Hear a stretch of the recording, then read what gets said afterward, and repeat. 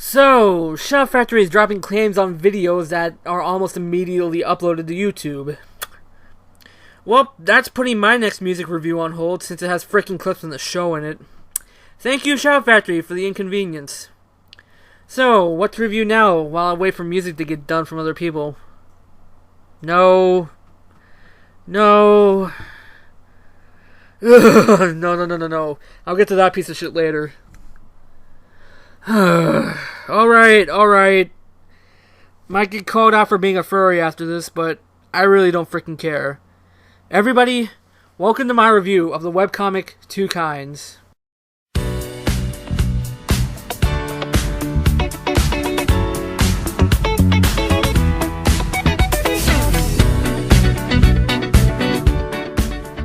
So yeah, I'm trying to stray away from the ponies for a little bit, mostly due to the Shout Factory.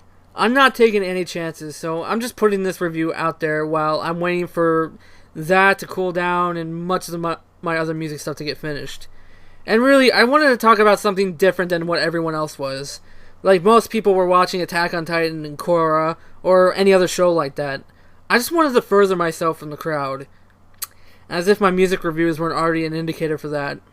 Before we start, I want to give a little background into how the heck I found this comic to begin with. Well, it's quite simple actually.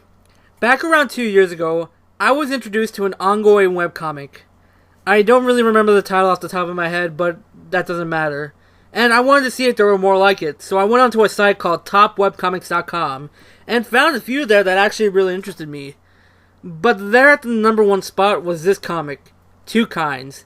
Now, at first I was like, why the heck is this comic, out of all of them, at the top spot? Because at the time, I basically thought it was, no offense to the furry fandom here, just really basic furry fodder. However, then I started reading. And guys, this comic had me invested in it for days, even weeks. So, am I still attached to this comic like I was? Or is it all the basic furry fodder material I thought it was before I started reading it? Let's take a gander. We start off waking with our main protagonist, Trace Legacy, who has no memory at all of what happened to him, or where he is for that matter. He then hears a cry for help, and finds something that he wouldn't expect. A tiger. But not just any tiger. She is a tiger kindred, I think that's how you say it, named Flora. As the story progresses, we see more of a relationship build between them. But we also learn that Trace's past might be dangerous, and that a relationship between a kindred and a human seems almost impossible. Along the way, however, they meet up with Kenneth, from a race called the Bastions, and is a rather hard-headed soldier. Natani, a wolf kindred assassin with a pretty big secret, not saying anything because of spoilers, and Eric, or as I like to call him, the pervy sage of this comic. Hats off for any of you that still get that reference. Anyways, Eric comes from a noble family, and he uses his resources to help Trace and the rest get to a place called Orchard Valley. A place where humans and kindreds live together, far from Templar control. And really, I'm just going to stop there, because there's so much more going on other than that in this comic. There are many chapters of this comic, so I'll just let you read to see for yourself. You know, even though the majority of the characters are not human, they are surprisingly really likable and really relatable. However, let's start off with our main hero, Trace. Trace is a rather friendly and open character, a little shy and a little naive too. So, as a main character, he can hold his own rather well, but he really excels when his darker side comes out and more of his story is developed. Again, not saying any more because of spoilers. Next up, we have Flora. Flora is rather strong-willed and very outgoing for a kindred, and to many a bit of a hopeless romantic, looking for a true love. She may sound somewhat generic, but really, as a main female, she holds her own with Trace. And honestly, she has many great moments, and it's adorable as hell. There, I said it. Told you I was going to be called a furry by the end of this review. Next up is Kenneth, the Bastion. Kenneth is probably my favorite character in this entire comic so far. Even though in the beginning I thought he was just a huge douchebag. Though, that's where his character development comes into play, and I'm not going to say anything about that. Kenneth is a soldier at heart, and like most Bastion, he is very resilient and a great fighter. Again, I don't want to say much due to Spoilers. Yes, I had that clip on standby. But honestly, can you blame me? Now Natani, the assassin wolf. I really don't want to say anything other than Natani is a very confused wolf.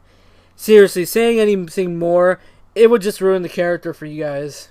All I have to say is that what you find out about Natani might not be what you expect.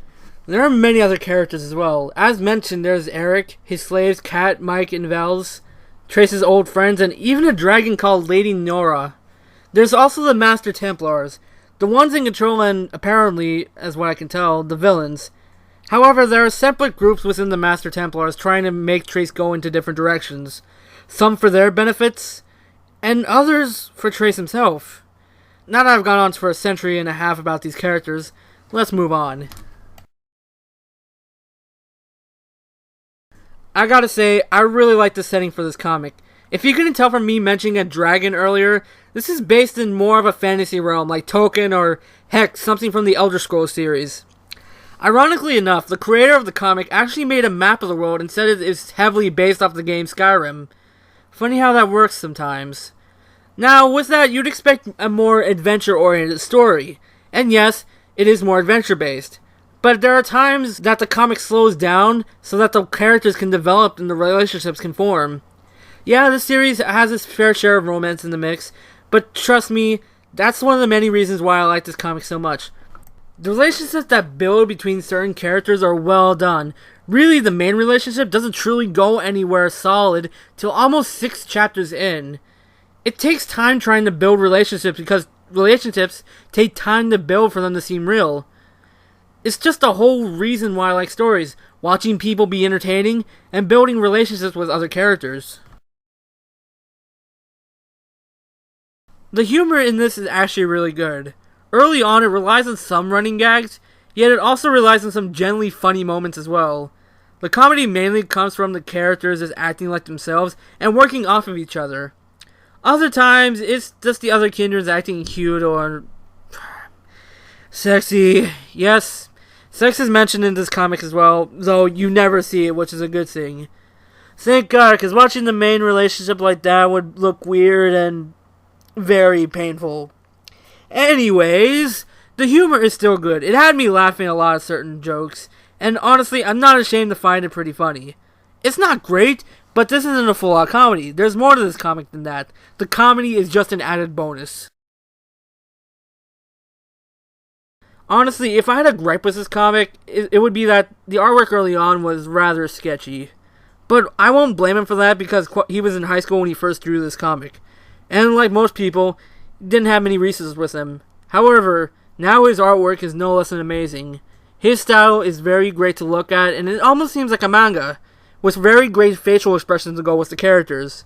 He did go back and redrew the first few pages, but then stopped after a while. Hopefully he might be able to do it for the rest of them. For now, if you can handle the beginning being rather sketchy, you will see what this artist can truly do with his pencil.